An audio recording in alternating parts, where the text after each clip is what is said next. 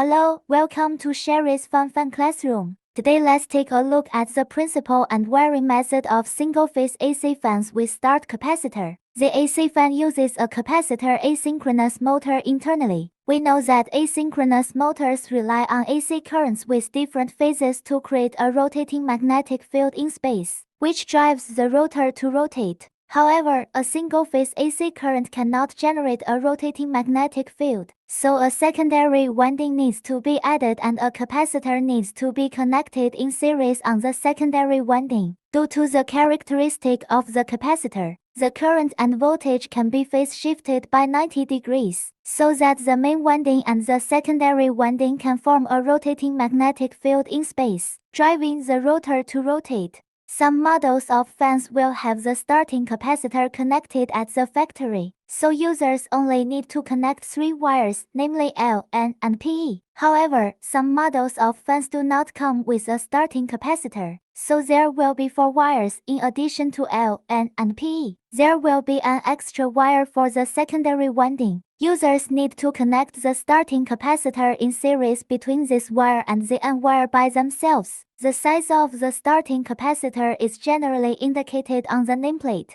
If the user needs to run at a lower speed, a slightly smaller capacitor can be selected, but the voltage rating of the capacitor should not be too low, generally around 450 volts. Well, today we mainly talk about one of the single wiring methods. Feel free to contact us if you have any questions. Next time, we will talk about other one. Follow us for getting more real stuff about fans.